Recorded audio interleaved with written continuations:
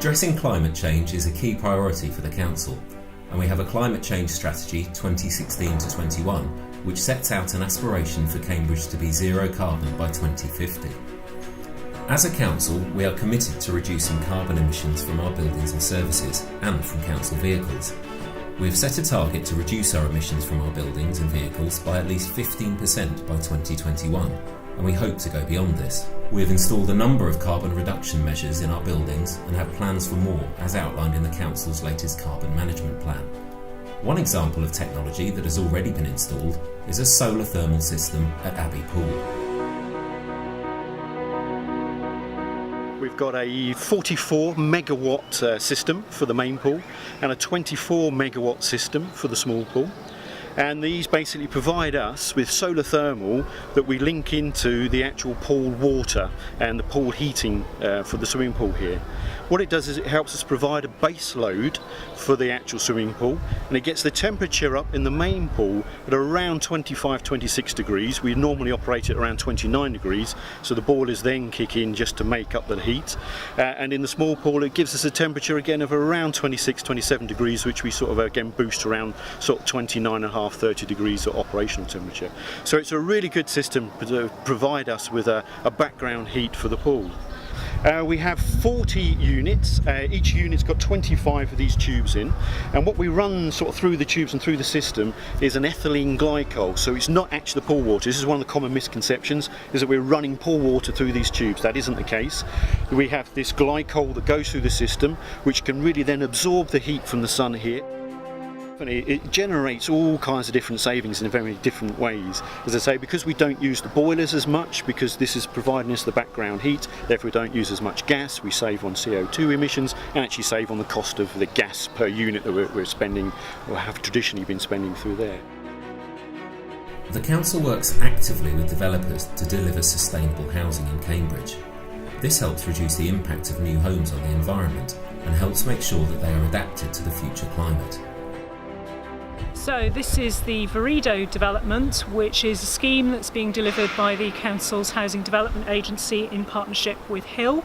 It comprises 50% affordable housing, which will be managed by the Council.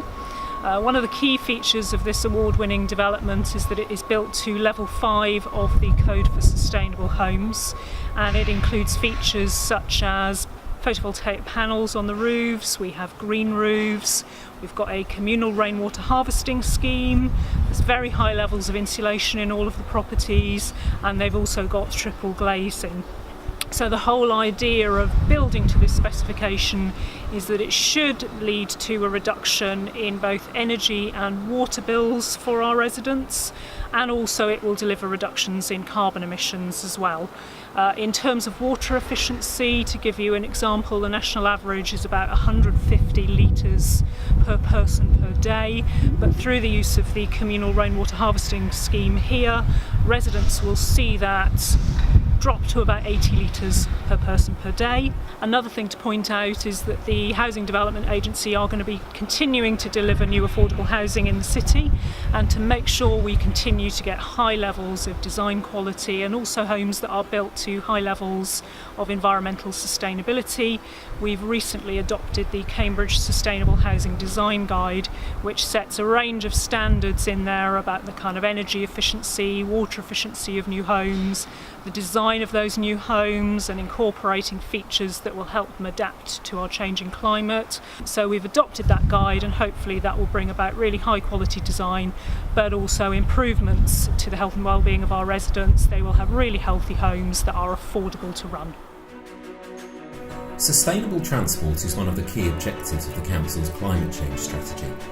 We currently have a number of electric vans in our vehicle fleet, including vans used by our streets and open spaces and environmental health teams, and we have plans to increase the number of electric vehicles in our fleet in future. Earlier this year, the government announced that Cambridge has been chosen as one of 10 cities in the UK to be awarded funding to install new rapid electric charging points for taxis. The Council is also funding the installation of a number of additional charging points for taxis. As well as taking steps to reduce carbon emissions from the city, Cambridge City Council is also taking steps to manage the impacts of climate change in Cambridge. One of the biggest climate risks facing Cambridge is the risk of flooding as a result of extreme weather. So surface water flooding is obviously caused when intense rain or thunderstorms lead to it not being able to get away the existing drainage systems or soaking to the ground, which leads to it flowing or lying on the surface, obviously leading to flooding of properties. That's obviously different from river floodings, where you've actually got a river course that obviously when it bursts its bank, that's when it leads to flooding. So it's a slightly different type of flooding, and it tends to affect urbanised areas more, just due to the large areas of hard standing that are present in these urban areas, such as, say, Cambridge. Now, the sporadic and intense nature of rainfall makes it very difficult to actually predict when flooding might occur, and obviously that's why flood resilience measures are a great component to help try and mitigate some of that risk. These measures are designed to try and minimise water entry, so it's measures such as floodgates, flood doors, any sort of sealing of entry points, air bricks, sump pumps, all to try and limit the damage as much as possible. These are measures that any business or individual can undertake to help protect their property from this type of flooding. We're here today, obviously, in this location to look at, in particular, some of the floodgates we've been installing on the fronts of the properties. These have been attached to an existing brick wall that's actually outside the front of them, but they've also had a number of other measures installed. Okay, so we're here today in Nine Wells, which is a development just off Addenbrooks. We're here to talk particularly about the sustainable drainage systems that have obviously gone on here.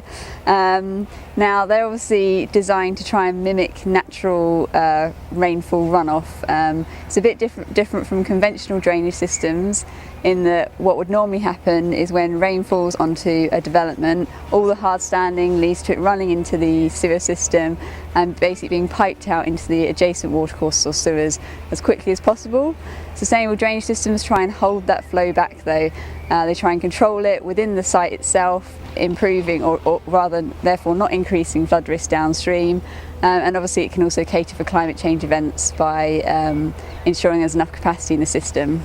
In this development, we've obviously got a dry pond with a informal play space in the middle, and what happens is the rainfall, when it comes onto the ground, it actually conveys in a normal rainfall event, it conveys in the actual low flow channels like the gravelly area you'll see around it, and only in more extreme rainfall events will it actually come out of that channel and actually begin to utilise the wider pond area. So with that, obviously you get a lot of multifunctional space use, because obviously most of the time it can be used as a play area for children or to play ball games, whatever, and then the remainder of the time in very occasional extreme rainfall events, it can obviously, that volume can be used to store quite a large quantity of water, helping to protect the site from storm events and obviously helping to increase its capacity to deal with climate change into the future.